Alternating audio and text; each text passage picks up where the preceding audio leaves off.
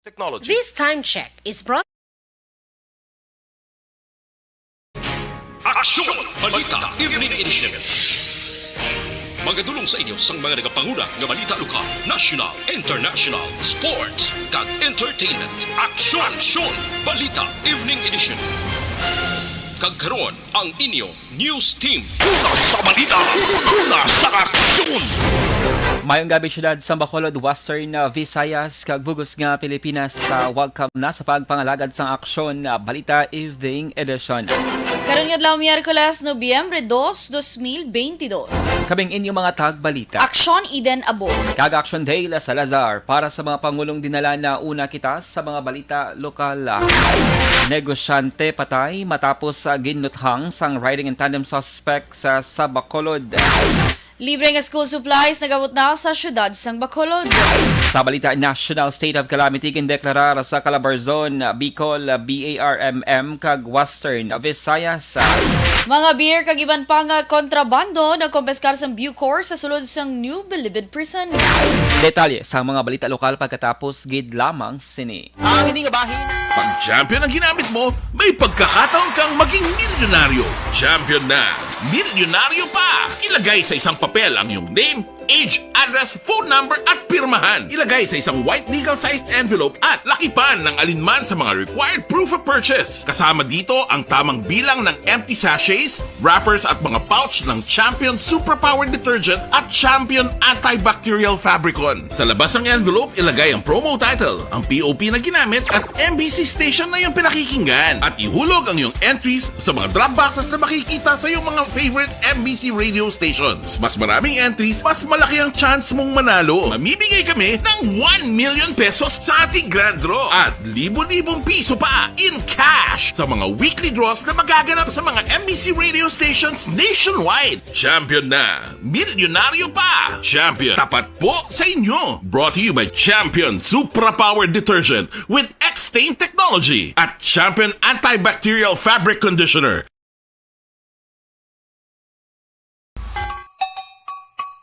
Puwerte nga ability! Kasaysayan nga gipadala sang atong mga tagpalamati sa matag adlaw nga pagpangabuhi. Suno sa ila abilidad kag kun anuman nga mga diskarte nga mabuhi, maayo man o kun hindi. Ang tawo may abilidad. Kung imo inisaksihan kag panilagan ang ability, duna kag yara na nga daan sa halos tanan. Kung ano man ang imo abilidad o kung diskarte sa kabuhi, magpamati sini nga palatuntunan kay mahimo ang imo abilidad kag diskarte, hindi na makapaayo sa sinuman kag inihalit na nga imo pagahinulsulan. Puwerte nga ability, kada hapon pagkatapos ng drama, Timbangan sang Katarungan.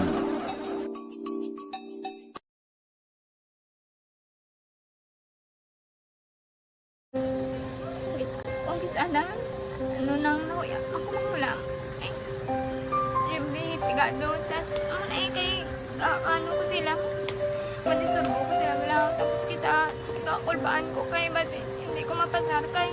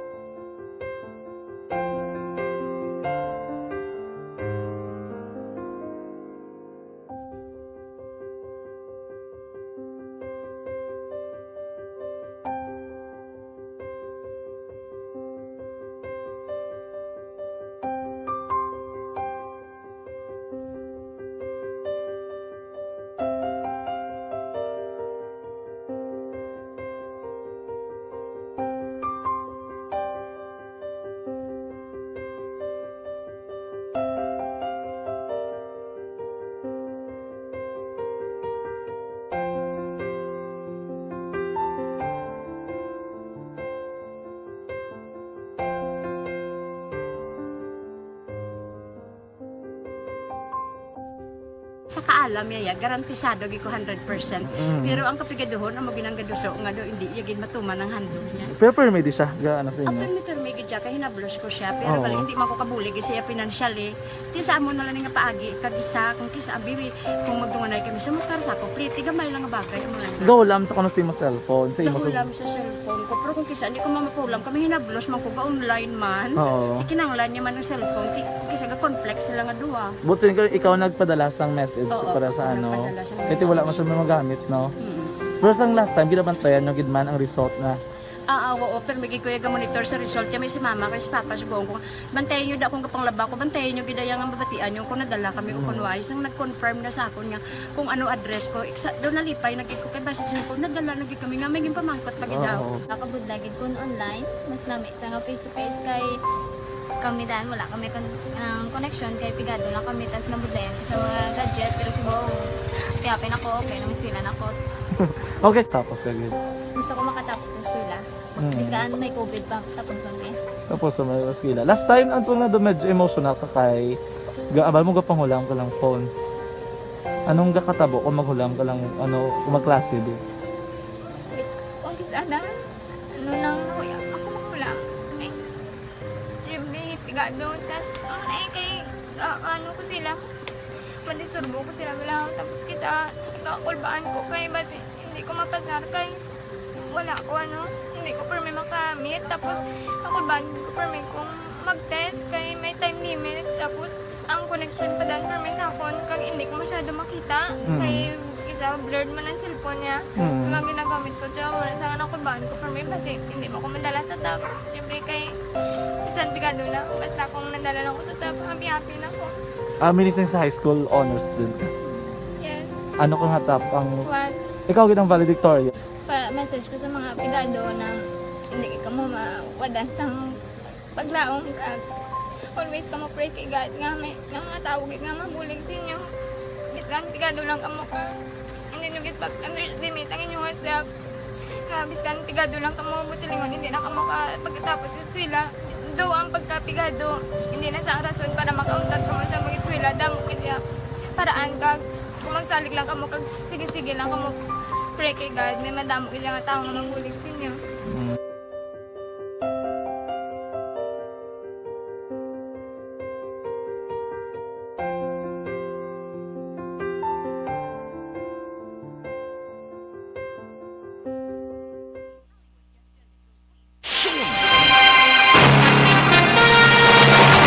Action Radio Philippines Standard Time na size 16 at kagaron sa detalye na sang mga balita lokal. Ginhingagaw pa nga madala sa hospital ang biktima pang gindeklarar nga dead on arrival matapos nga ginuthang sa nagangkasani sa motorsiklo nga mga suspect sa may dalan Araneta, Barangay Tangub, syudad sang Bacolod, Launa 37 kay nasang hapon, Nobyembre 2. Ginkilala ang biktima kay Jerry Gasendo, 53 anyos. May negosyo nga Palabok House kag residente sang number 80 sa extension Barangay 40, Bacolod City. Ginpahayag ni Police Major Jory Puertong Hepe sang Police Station number 8 makitaan sa CCTV footage sa isa ka establishmento nga pareho nga nagapadulong sa norte nga bahin ang biktima kang sospeka kagyara sa walang porsyon ng suspect sang hinali na lang ginuthang sang 4 ka beses ang biktima samtang moving ang motorsiklo. Nawigit ang biktima kag nagtabog ang motorsiklo nga ginabanta yara sa 10 ka metros ang kalayoon. Ginpahayag sang hepe nga duha ka empty shells ang ginaligar 45 or 45 caliber ang na-recover sa crime scene nga posible may mga recoveries man nga iban pagid nga mga bala. Ginpahayag ni Puerto nga mayara sang negosyo nga lain ang utod sang biktima nga karon namong ginatutukan sang kapulisan. Sa karon padayon pang investigasyon sang Police Station number 8 sa motibo sa pagluthang patay sa biktima. Bali, ginsundan na ni siya ma'am. Alin sila sa south pakato sa north Pabacolod. Ginsundan sa tuong sa wala niya nga bahin ang suspect riding in tandem. Kita na siya gintiro. So ang nabatian nga lupok sang mga witness 4 pero ang na-recover ta nga empty shell 2 lang. Nabatian si Major Jory Puertong Hepe sang Police Station number 8. Magpatigayan naman sa ceremonial distribution ng school supplies si Bacolod Mayor Albi Benitez, kaupod si Councilor Al Victor Espino, chair ng Committee on Education sa buwas nga adlaw Webes. Ini kasunod nga nag-abot na sa syudad sa Miyerkules, Nobyembre 2 o kung subong adlaw ang school supplies nga yara karon sa Bacolod City National High School. Gin-inspection na sa General Services Office o kung GSO ang nag-abot nga school supplies bilang kabahin sang proseso. Sunog kay Espino, chair ng Committee on Education, ang ceremonial distribution ng patigayon sa tatlo ka buluthuan nga wala pa mahingadlana. Kapin 74,000 ka estudyante humalin sa kinder tubtub grade 6 sa public school ang makabaton sang libre nga school supplies. Ginpahag sang konsehal nga sa idalom sa ordinansa 15 milyones ang ginpain nga pondo para sa school supplies pero kapin 14 milyones pesos lamang ang nagasto sang syudad. Nagpatuman na ang 69 ka mga public school diri sa may syudad sa Bacolod sang full face-to-face classes sa umpisa subong adlaw, samtang padayon naman na ang blended learning sa Progreso Village National High School o PVNHS sa may araw relocation site sa may Barangay Vista Alegre. Ginpahayag ni Lila Flor Arong Education Program Supervisor kag Division Information Officers ng Division of Bacolod City, ang PVNHS ang padayon sa pagpatuman sang blended learning bangod sa kakulang sang buluthuan kag manunod. Sa karon may 4-story school building nga may 20 ka mga classroom ang ginatukod sa mga bulutuan pero yara pa sa curing period kag natala na pa nga i-turn over sa syudad. Ginpahayag man sini nga may 18 naman ka mga public school ang nagapatuman sang double shifting sa pila ka grade level nga ginalakipan sang 13 ka mga elementary school kag 5 sa secondary school. Bangod sa tuman kadamo nga enrollees sa sini nga bulutuan kag bangod man sa kakulang sang pulungkuan kag classroom. Sa katapusan nga balita lokal, nagdangat naman sa 99 ka mga balay ang naapektuhan bungod sa Bagyo Paeng sa syudad sang Bacolod. Sa pinakauli nga records ng DSSD Bacolod, sa mga numero 77 dire ang totally destroyed kag 22 ang partially damaged. Pinakadamo nga balay nga nagubaa mo sa Barangay Banago nga may 60, sunod ang Barangay Singka nga may 7, tigduha naman sa Barangay Punta Taytay kag Barangay 13, samtang may tig-isa naman sa Barangay Pahanukoy Takuling Tangub 14, 31 kag 39. Sunod kay Wendy Castro, focal person for disaster sang DSSD Bacolod, posible nga magnubo o kung magtaas pa ang ini nga numero depende sa resulta sang validation sa mga social workers. Ginpahayag ni Castro nga ang syudad ang masami nagahatag sang 10,000 pesos nga financial assistance sa mga balay nga totally destroyed kag 5,000 pesos para sa partially damaged. Sa balita, una sa aksyon! Action Radio Philippine Standard Time na sa 21, D3 Biofood Supplement mga kaaksyon ang natural nga antimicrobial agent. Kung sa pagpabakod lang sang resistensya, wala gid sa may makatupong sa D3 Bio. Bao din.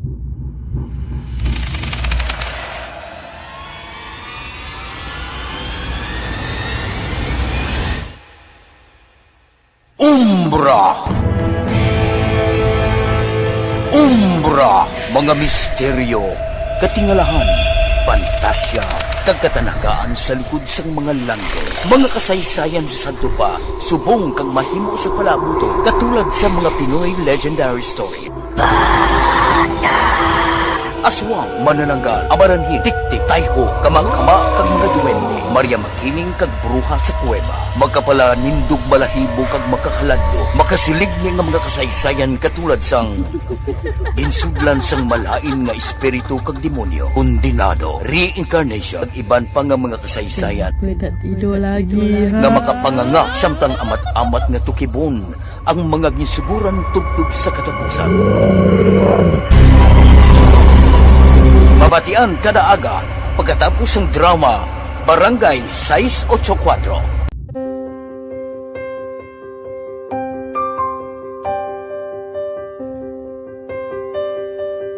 Sa mga students nga ng mga blessed bala nga may complete ang parents, may mga gadgets, tapos na complete ang ilang lang mahatag ang gusto nila nang hindi na ako magsige complain, bali instead na mag-complain, bali pasalamatan na lang kay blessings na ng demonyo ang mga iba yung mga bata man niya mas need na pero kamo lang blessed kamo kami amo kamo na ang ginhatag sang ni God.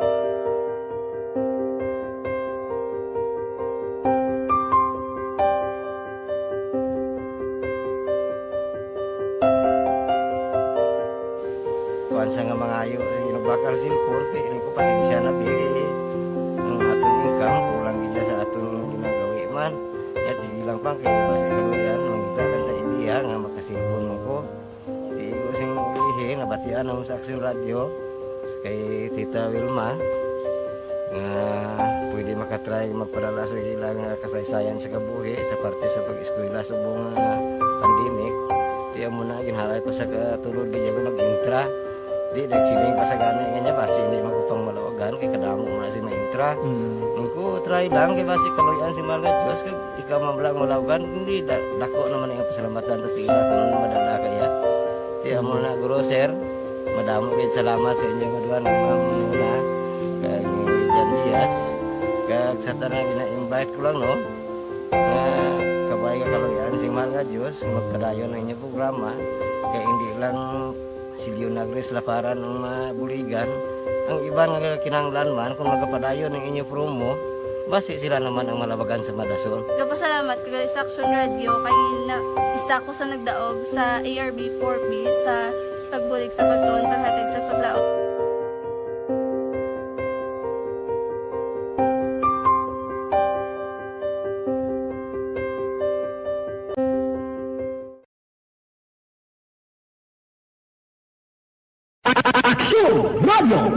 Sa maulamang nga panahon, mga lamok nagadamo.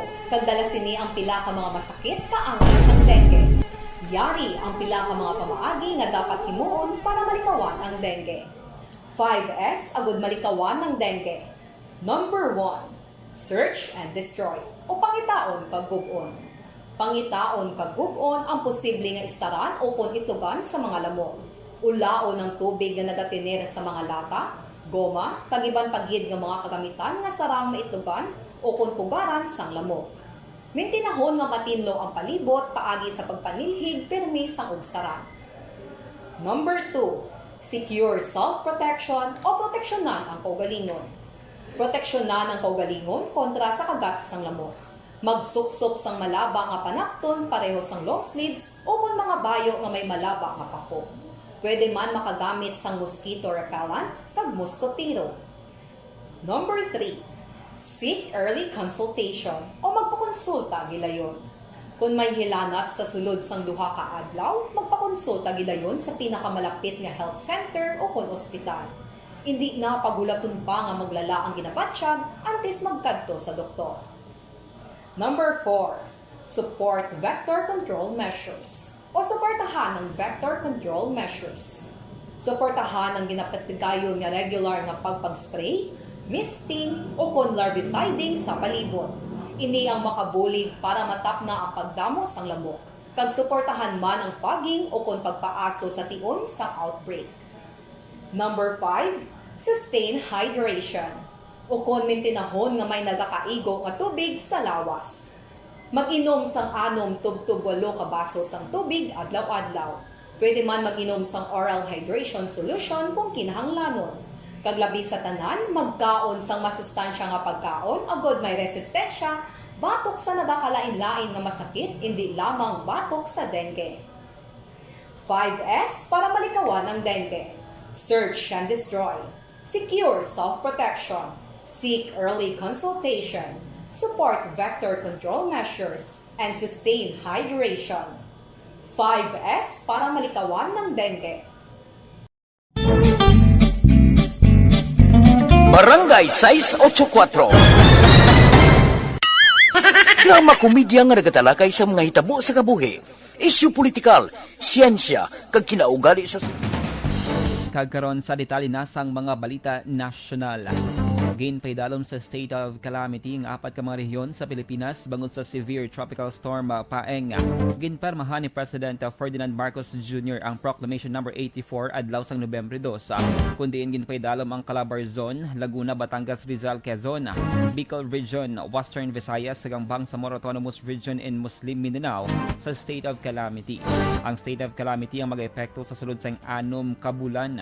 Ang deklarasyon ang magapadasig man sang rescue recovery recovery relief kag rehabilitation efforts sang gobyerno kag pribado nga sektor suno kay Marcos.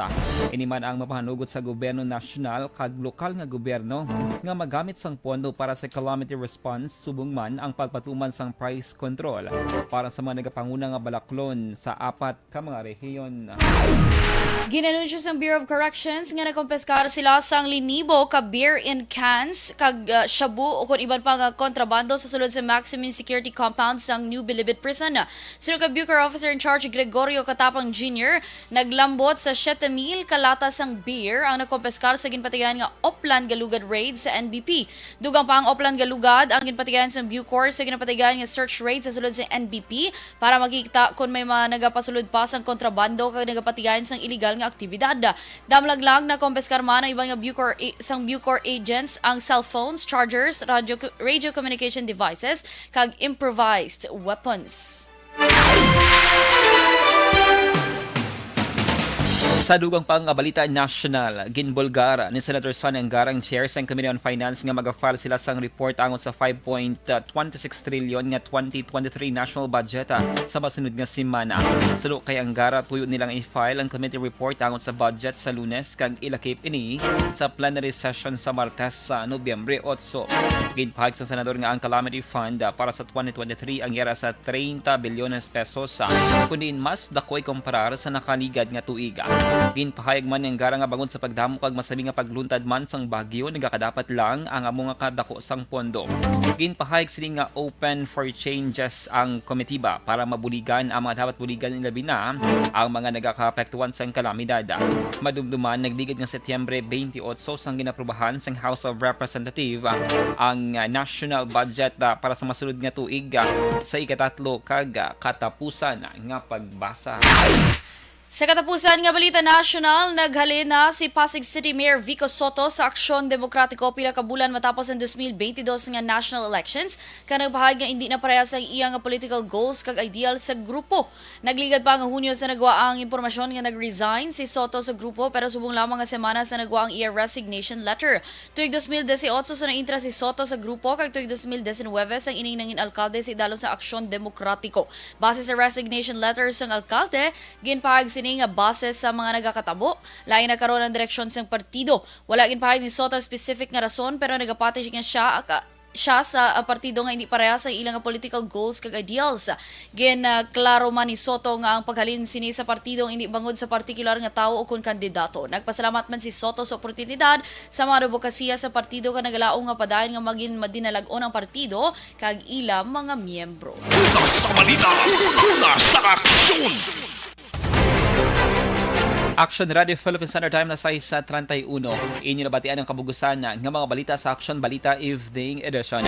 Karon nga daw Miyerkules, Nobyembre 2, tuig 2022. Saluwat kaming inyo mga tagbalita. Aksyon Eden Abos.